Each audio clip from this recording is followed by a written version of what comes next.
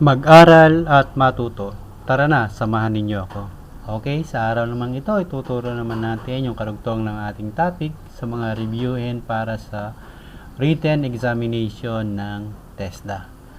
Okay, kumpisa tayo muna sa ating promotion sa ating YouTube channel. Yan, yung ating YouTube channel. Kung hindi pa kayo nakapag-subscribe, mag-subscribe na kayo. At kung ito lang video na to ang napanood nyo, kung gusto nyo pang matutunan yung mga ating previous topic, series ito mula sa simula hanggang sa dulong-dulo, wala itong halo na topic, kundi siya refrigeration air conditioning courses. Kaya patuloy nyo subaybayan ang ating mga videos. Okay, saan tayo magsisimula sa ating bagong topic ngayon? Ang ating bagong topic ngayon, pero for review naman sa ating mga last topic, kaya yung ating mga last topic. Then, yan. Ang magiging topic naman natin ngayon is diagram. Diagram muna tayo ng ating refrigerator. Kasi kung hindi natin alam kung saan tayo naglalakad or yung tinatahak nating landas, medyo nangangapa pa tayo.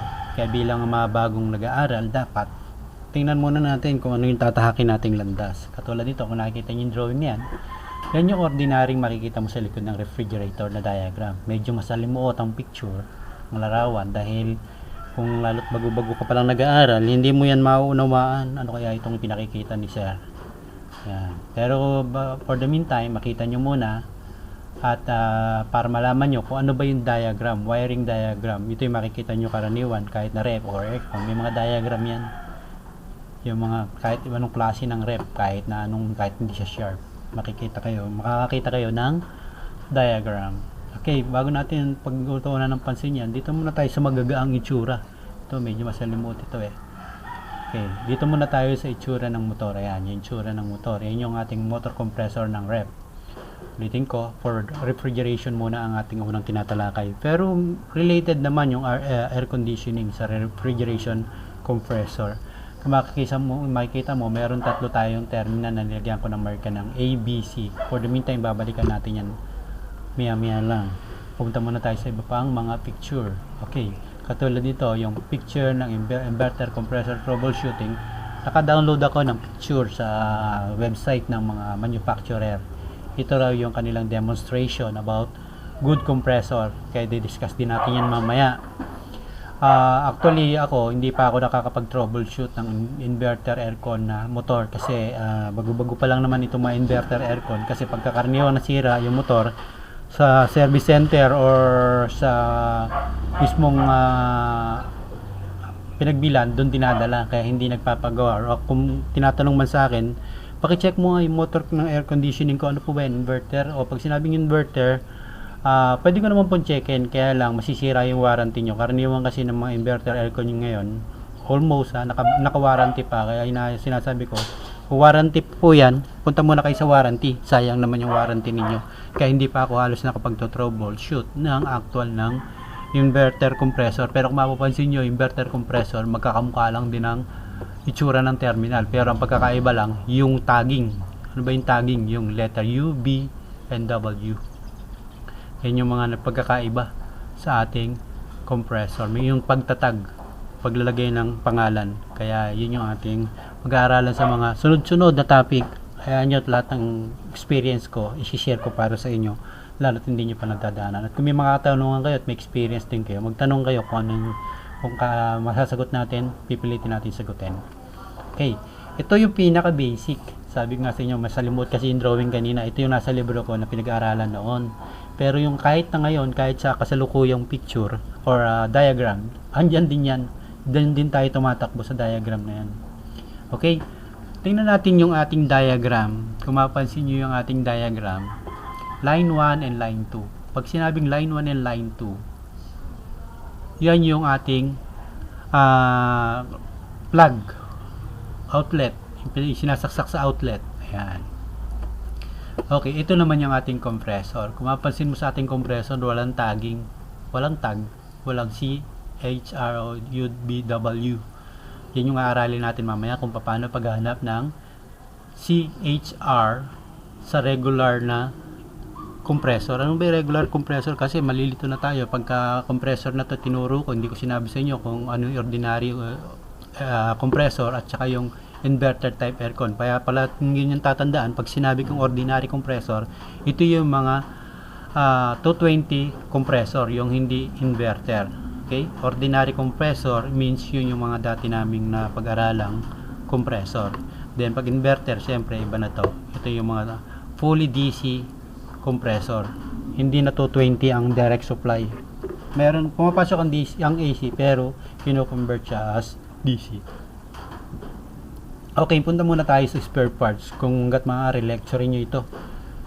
Kung may notebook kayo, lecturein nyo yung mga parts natin. Kasi dito lang tayo iikot sa ating mga parts.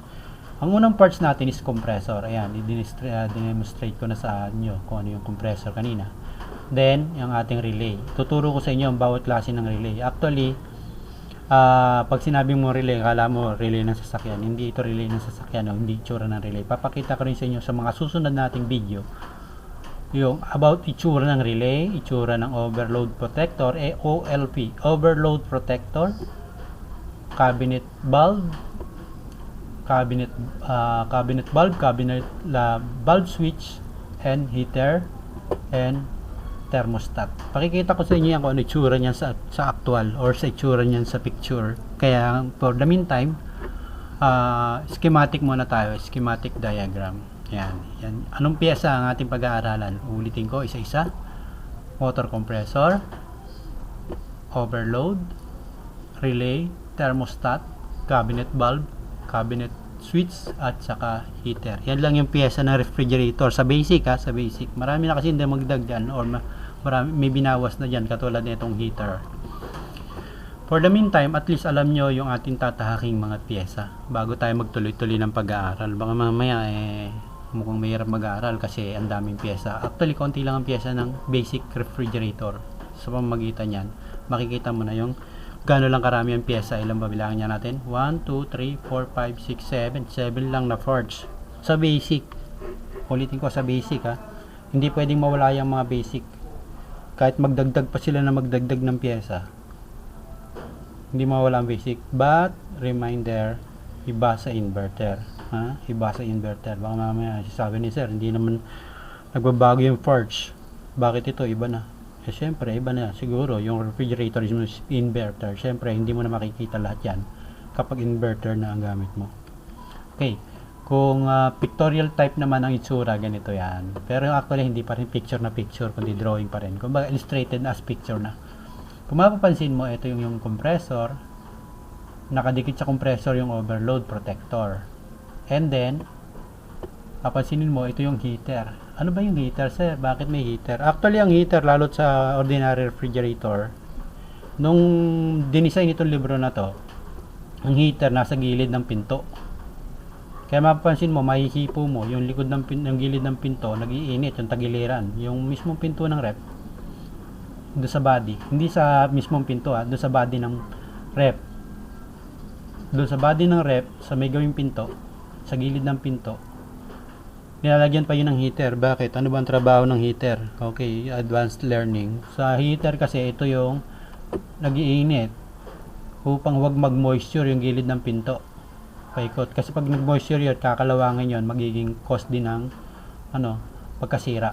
Yan. Kaya nilalagyan ng heater yan. At ang purpose niya is ma-protectionan yung body na masira. Pero ngayon actually hindi na ginagamit ang body heater.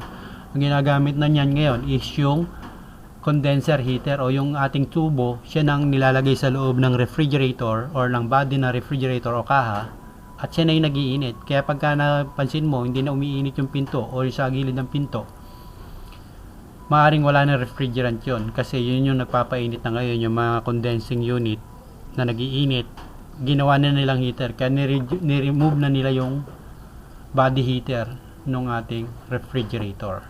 Then, bulb. Siyempre, ang bulb naka-join sa bulb switch, then thermostat, and then overload, then plug. Kung mapansin nyo, naglagay ako dito ng 1, 2, 3. Tuturo ko sa inyo yan sa susunod na topic or kaya natapos natin itong topic muna nating tinatalakay. Okay, balik tayo dito sa compressor. Ayan, balik muna tayo sa compressor bago ko ituro yung 1, 2, 3 na yon sa terminal. Okay, itong 1, 2, 3 na to, or A, B, C, D na to, nilagyan ko ng markings. A, B, C. Pero itong green na to, green yan, is ground yan. Huwag nyo nang pansinin yan. Pero mahalaga yan, kung yung refrigerator nyo ay sa pag-iingat, sa safety precaution nyo, dapat yan talaga naka-ground sa lupa. In case na magkaroon ng ground yung inyong makina, dyan dadaloy, hindi sa katawan nyo dadaloy. Karaniwan kasi minsan yung mga rep, lalo't mga old model na, nagkaka-ground. Pag na-ground ka, magbubukas ka ng rep, nakapaa ka, nakatipno ka sa simento, mag-ground ka. Pero minsan, pag nachinelas ka naman, hindi ka mag-ground. Kasi nga, body ground ikaw sa earth. Okay? Okay, punta muna talaga tayo sa talagang topic natin. Okay, yung compressor, the heart of the system, or the heart of refrigeration and air conditioning. Mapansin nyo, minarkahan ko ng ABC. At ulitin ko, take note, ito ay ordinary compressor, hindi ito inverter. Hindi ito inverter. Okay, sa pagtetest ng terminal connector ng tatlo na yan, nakikita nyo, tatlo yung terminal na yan. At pala rin, minsan hindi ang terminal, hindi ganyan, puro ganyan ang design. Meron dalawa sa ibabaw, isa sa ilalim. Pwedeng ganun, pwedeng dalawa dito sa ibabaw, isa sa ilalim. Depende sa manufacturer ng refrigerator. Kaya huwag kayong magtaka or huwag kayong ma-confuse doon sa mga ganun setup. Okay, paano ba ang pag-check ng compressor? Una, kuha siyempre ng multi-tester. Either digital yan or analog. Pag digital yan, hindi ka na magse-set to 0. Ayan, nakalagay kasi dyan, range X1, set to 0. Kung digital yan, hindi ka na magse-set to 0. Kung digital yan, hindi ka na rin mag-pre-range ng X1 kasi ang ohms ng digital, automatic. May X1, alang XX, basta range na kagad ng ohms. Okay, yun ang kagandahan sa digital. Hindi mo kailangan ng pag-set to 0 at saka range to X1. Pag tinek mo yung A and B, halimbawa, ito na, example na tayo. A and B, tinek mo 15 ohms. Example to assuming tayo. Then chinek mo yung ANC 3 ohms at chinek mo yung BNC 18 ohms. Yan, yun yung mga reading mo. Ngayon, paano mo ngayon i-analyze kung alin dyan yung tatlong pangalan? Ano bang karaniwang pangalan ng terminal? Siyempre, mahalaga rin sa pag-aaral yun. Ang tatlong common name ng terminal ng ordinary compressor is common, starting, running. Common, starting, running. Okay. Kung papansinin mo yung ating sa reading ng ohms, yung A and B raw ay 15 ohms. Then ang ANC is 3 ohms at ang BC ay 3 ohms. Okay, tatandaan nyo palagi kung i-lecture nyo to or i-take note nyo. Yung higher reading, tandaan nyo, higher reading, nakapagitan lang yan sa starting and running. Automatic yan, wala ka ng pagkakamali dyan. Pag nireading mo yung tatlo, kinuha mo yung pinaka-higher, ayan, automatic yon, nakapagitan yon kay starting at saka kay running. At yung may iwan, common na, automatic yon, common yung may iwan. Ibig sabihin may pangalan na yung isa at sigurado mo na yung isa, yung dalawa hindi mo pa sigurado kung alin doon ay starting, alin doon ay running, pwede magkapalit yon. Ngayon for sure, hanapin mo ngayon yung either first or second higher. O sige, subukan natin yung pinaka second higher, yung A and B. Yung second higher naman daw, nakapagitan yun kay common at saka starting. Common, starting. Okay, ulitin ko. Yung second to the highest number, nakapagitan lang yun kay common, starting. Kilala mo na tong A, si common. Siyempre, kilala mo na yung B, starting. Ano na inaiwan? The running. Diba? Ulitin ko. Ano yung second highest? A and B, hindi ba? Yung A may pangalan na, C, common. Yung B, may pangalan na ba? Wala pa. Pero dahil siya ang second highest reading, at sinabi ko kanina, yung second highest reading, nakapagitan lamang or nakapangalan lamang kay common and starting. Kaya, automatic na yung common, may pangalan na, yung kasama ng common, starting na yon sa second highest And, kung sa ibang version ka naman mag-check, yung lower reading, yun yung nakapagitan kay common, running. common running. Yun yung nakapagitan kay common running sa lower reading. Lower range reading. Lower range ohms. Kaya dun ka nakapagitan kay A and B, A and C.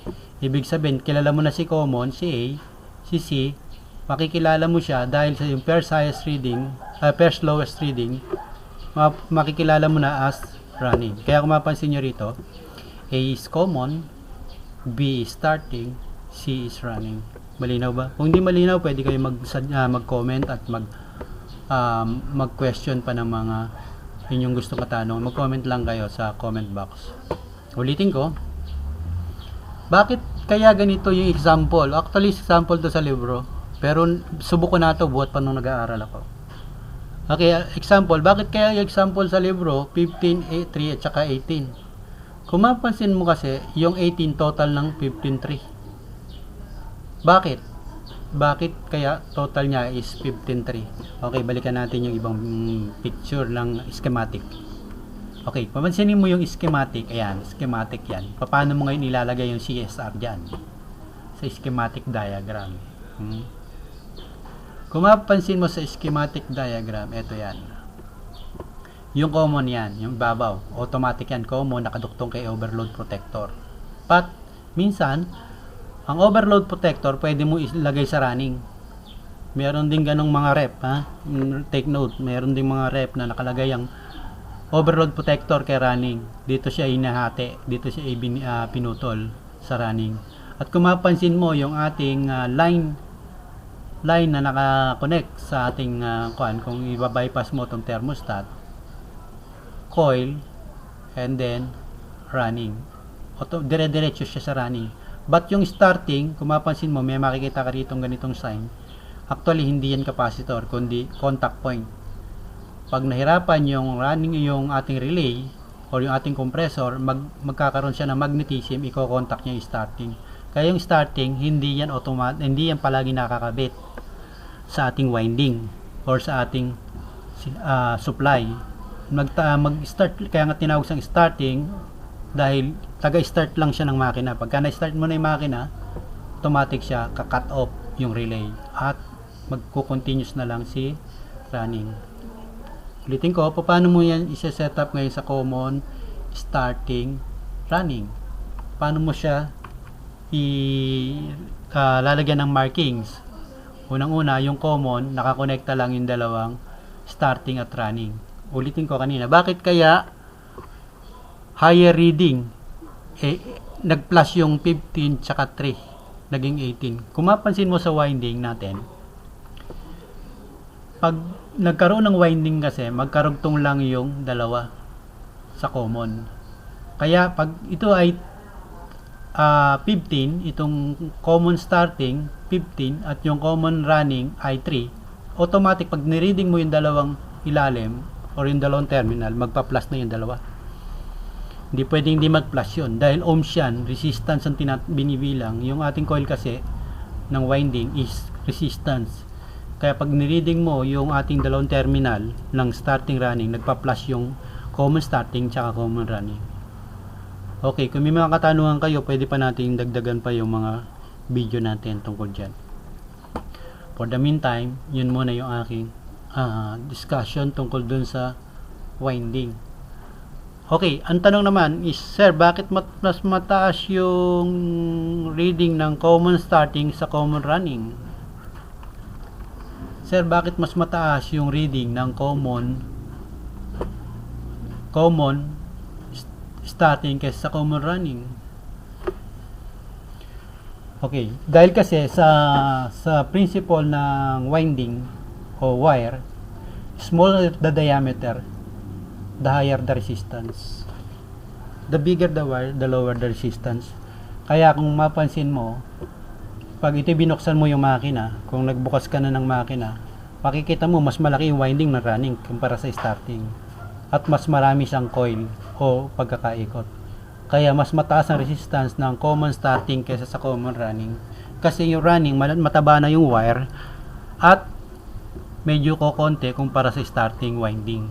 Dalawa kasi ang winding niya, nahahati siya sa dalawa. Ang winding ng starting at saka running. Yun ang dahilan kung bakit mas malaki pa ang reading ng common starting kaysa sa common running. Kasi yung common running, continuous na siya, magaan na yung makina na, nakakaikot na. Then, kung hirap na umikot yung makina, yun yung tinutulungan ng starting winding. Pero hindi, yung starting winding, hindi permis na nakakonect. Sir, paano naman kung nabaliktad ko yung connection ng common starting running? Siyempre, ang tendency niya masusunog yung motor. Halimbawa, napagbaliktad mo yung starting running, lalagyan mo ng running, yung starting dapat. Siyempre, yung maliit na coil na mapakaraming winding at small wire lang siya, masusunog yun. Susunog yun. But, kung napagbaliktad mo lang siya ng seconds, hindi naman masusunog ka agad-agad. Iikot lang siya ng pabaliktad. Ginagawa ko na rin yan noon, nung stack up ang makina ng rep, stack up, iugong lang, tapos mamamatay. Binabaliktad ko yan.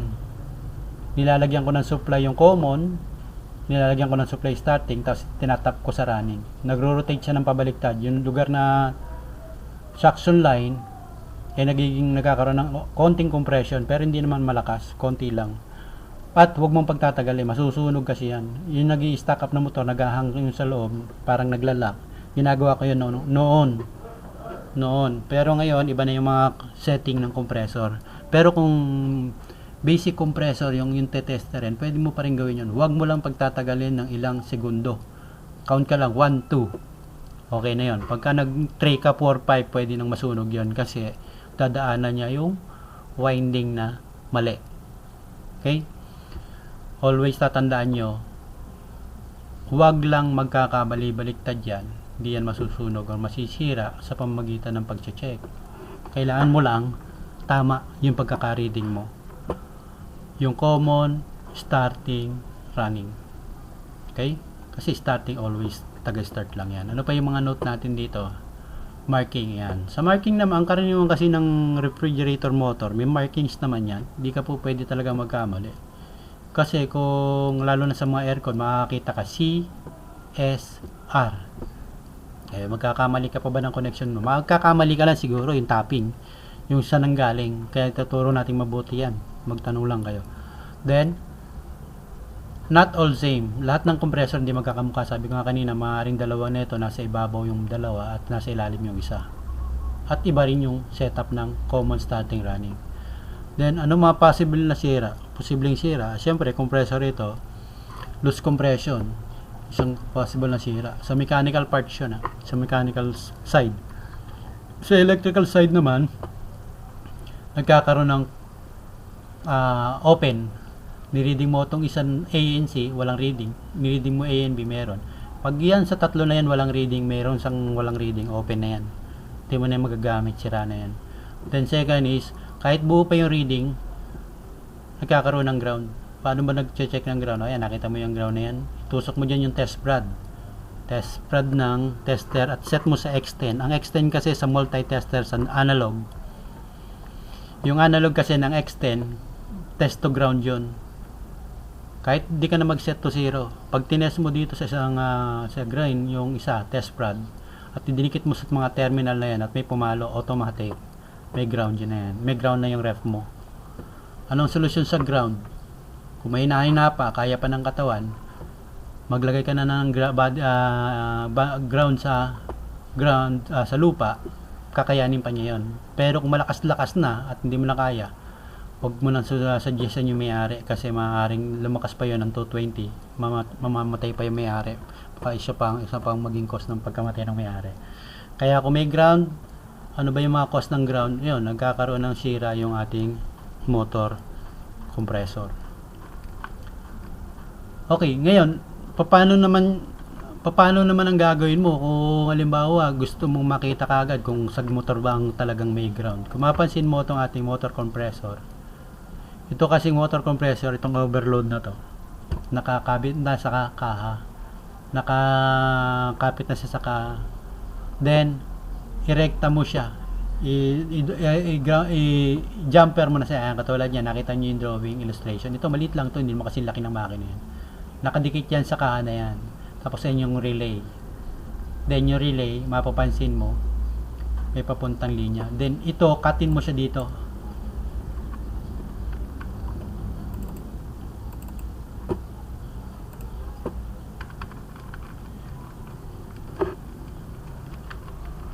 Okay.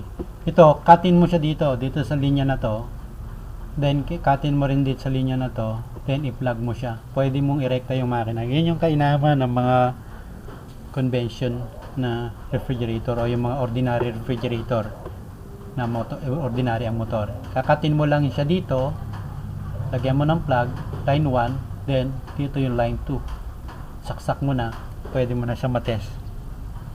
Yun ang kagandahan ng mga motor compressor nung araw. Pero ngayon, pag inverter ka, kailangan mo ng board, kailangan mo na kung split, kung mga air conditioning, kailangan mo pa indoor-outdoor board. Hindi mo kasi siya mapapagana ng basta-basta. Okay. Ito naman yung bakit nilagyan ko ng markings ng 1, 2, 3. Kung mapansin mo yung likod ng rep, ito kasi yung mga nilaban namin sa Regional Skills Olympic nung araw. Ang nakalabas lang sa rep, 3 wire lang. 3 lang.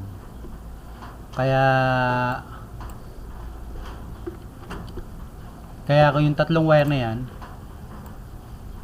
may mga kanya-kanyang positioning yan. Okay. Medyo na-rumble yung ating wire.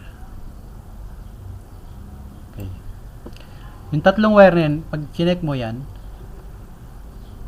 dapat alam mo yung 1, 2, 3 na yan, nakakonect yan sa loob ng body. For the meantime, kakatin muna natin yung video natin para mas magandang illustrate yan kasi sa talagang picture. Illustrate ko yan or babaguhin ko ng pagkaka-design kasi medyo nagagalaw yung ating connector. Hangin yan sa susunod na video natin. Medyo mahaba na rin naman kasi itong video natin. Okay. Yung 3 wire na yan, galing sa loob ng body ng rep, yan yung tetesterin mo. Ngayon, ikukonekta mo sa panglabas. Kasi ang karaniwan, ang motor, relay, overload, nasa labas yan. Pero ang heater, light bulb, door switch, cabinet switch, at saka yung thermostat ay nasa loob ng body ng rep. At 3 lang ilalabas dyan. Yan yung mga pagtuturo ko sa inyo kung paano yung check yung 3 na yan sa susunod na video natin. For the meantime, hanggang dito muna yung ating video. Para hindi naman kayo masyadong mahirapan. Okay? Salamat sa inyong pakikinig at panonood at patuloy nating aralin yung refrigeration air conditioning. Tinakita ko lang muna sa inyo yung parts ng diagram ng refrigerator. Then isa-isay natin yung parts. Nagsimula tayo sa compressor, sa electrical parts. Kung may mga katanungan kayo sa mga susunod nating mga topic, pwede naman para mailinaw natin ang gusto. At sa mga nanonood din man nito at nakapag-aral na talaga ng refrigeration and air conditioning, siguro hindi ito para sa inyo. At sa mga hindi naman nag-aral ng refrigeration and air conditioning, magandang pasimula ito pag-aaral ng mga diagram at saka parts ng refrigerator. Okay? Salamat sa inyong pakikinig at panonood. Patuloy lang kayo tumutok sa mga susunod nating video. Salamat and God bless us all.